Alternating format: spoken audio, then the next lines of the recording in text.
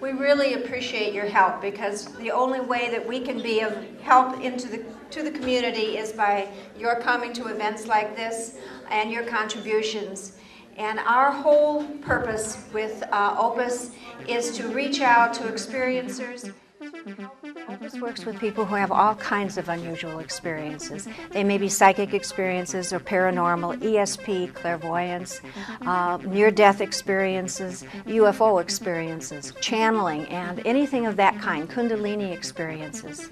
So we try to cover the gamut of anything that's out of the ordinary. OPUS was founded in 1994 by myself and Dr. Eugene Lipson. OPUS was created to help people that are having paranormal experiences. We see that there was a need for people to be able to find sympathetic doctors, mental health practitioners, various types of consultants that are familiar with the phenomena. When experiencers go through these kinds of events, very often their lives change, and they change in a lot of ways. Oftentimes they become much more interested in community and in the environment.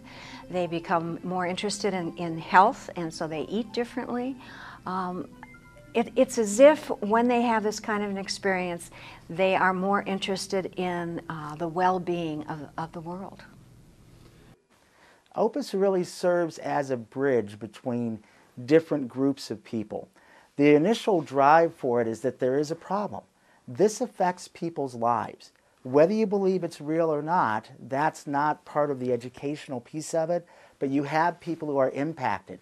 People's lives change because of what happens that appears to be paranormal to them. Well, what happens is if they go to mainstream doctors and mental health practitioners, not that our group is not mainstream, but if they're not familiar with the phenomena, they just don't understand, and it's very uncomfortable for the person to go to someone that's not familiar with the phenomena and has no background in it. Right now there's a perception that it's strange to have strange experiences, and the answer is it's not, it's normal. OPUS has taken a stance that it is totally neutral. It is not an advocate for any one theory or any one group. And the reason for this is we thought OPUS needed to be a safe place where people could go with their experiences, not be ridiculed, not have anybody be judgmental as to whether what happened to them is truly paranormal or whether they have some kind of problem or whatever. OPUS is totally neutral, and this is the best way to be objective and provide help to people. I believe OPUS has helped people by being able to be there for them when they're in need. It's so important for them to be able to touch base with someone, join a group, which we have set up, or be able to get on the internet and correspond with people, which we're able to do for people that are not here in California. We've established an online community. If somebody in a particular state, let's say, has a problem, they're able to connect with this community to people in other states and other parts of the world who have had similar experiences. That way they can get support through the internet. They can also find help for what's going on. When people want to discuss these areas or people need help with these areas, the internet is one of the most powerful ways to bring people together. It's anonymous, where they're able to feel comfortable talking about it, and it's available to anybody, anytime through our community that we've created. So people are safe in the community, and there is access there for the information that they need. The OPUS Online Library is a very exciting new initiative that we're doing. there are materials already available in a wide variety of areas, whether it's UFOs or cryptozoology or parapsychology. We are going to make these materials available to the public for free through the internet. OPUS has a number of different types of ways of reaching out to people. One of the things that's happened, for example, is that we've been involved with national media. So we've done national television things. OPUS board members have been in newspaper articles. They've done magazine articles. The intent there is to be able to reach more people.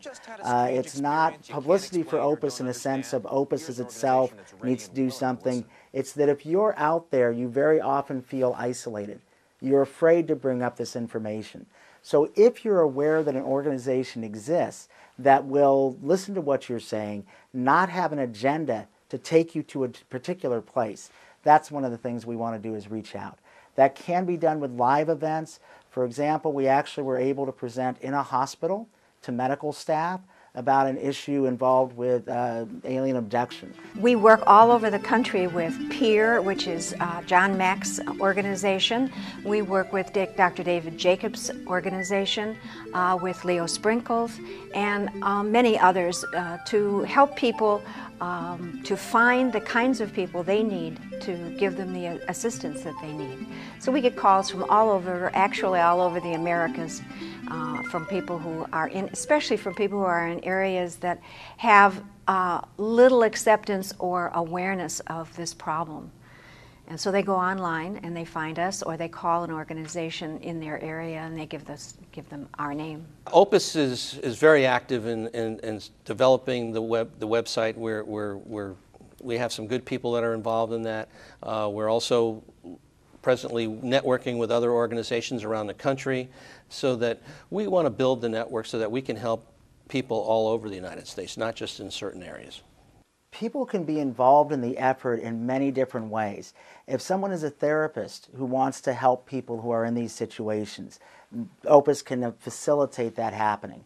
If you have been interested yourself in this phenomena for years, maybe you have old materials that can be converted by OPUS and made available to lots of different people.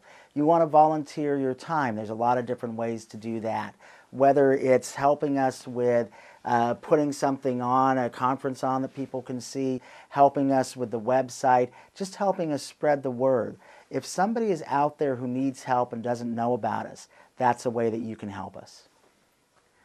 OPUS is funded through contributions from individuals. We're there for the public good, and it's the public that enables us to provide those services. Our organization is recognized by the IRS as being a public good organization, and because of that, those donations are tax deductible. Oftentimes families break up when one or more are experiencing these kinds of events because the other family members get frightened and they don't know what to do with it, and they want the person having it to deny it, and of course that's not possible, and so they end up arguing or being afraid and separating. Well, when people email or call me, I often will interview them on the phone and sometimes spend several hours with them, helping them to get comfortable with OPUS and with myself and the possibility of working with other professionals. So I would ask them to tell me what's been happening to them, how they're feeling about it, what they think they need, and what effect what's been happening on them is having on their friendships and on their family life.